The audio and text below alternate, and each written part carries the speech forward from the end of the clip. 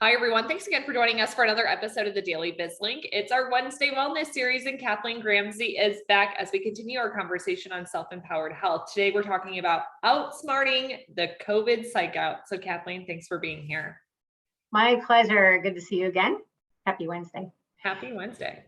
When I was a kid, my friend's brother had this thing that he thought was hilarious.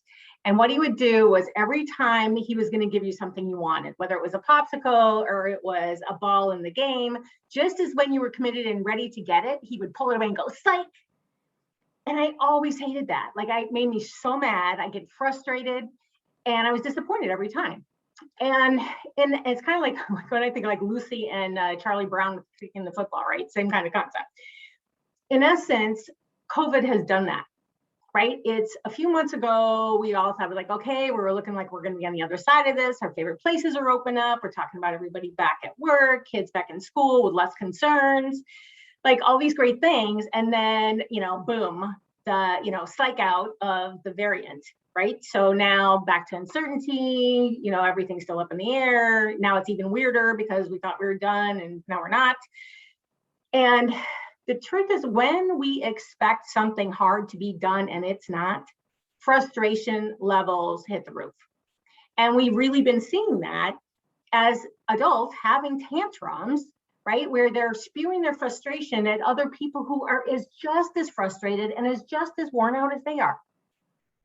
My favorite quote from Dr. Viktor Frankl, right, who he was the noted neurologist and psychiatrist who survived the Nazi concentration camps. And he said that everything can be taken from a human being except one thing. And that is to choose one's attitude in any given set of circumstances.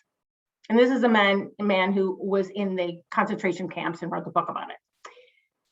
Acknowledging our frustrations and adulting ourselves to diffuse our frustration in healthy ways, whether that's counting to 10, taking a walk, doing something that makes you laugh or smile, working on a hobby, like something increases our resilience to stress, and it makes it better for us and the people who are dealing with us.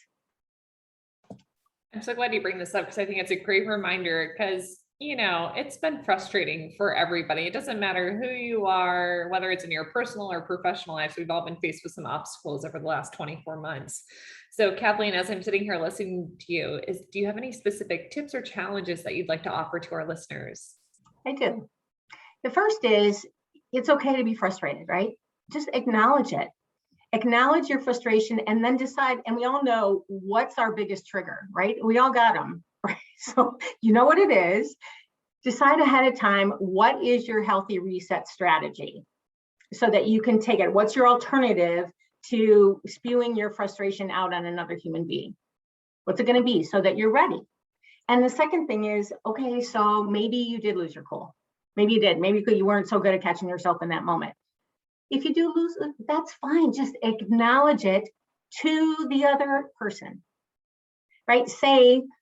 To say, I'm sorry, please forgive me, really opens the space to be human and to be kinder to each other.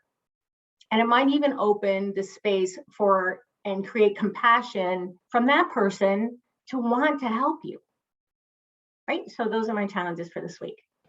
Wonderful. Well, Kathleen, as we like to wrap up today's conversation, is there anything else you'd like to leave our audience with? Be kinder to yourself, be kinder to other people. It's okay. We're going to get through it.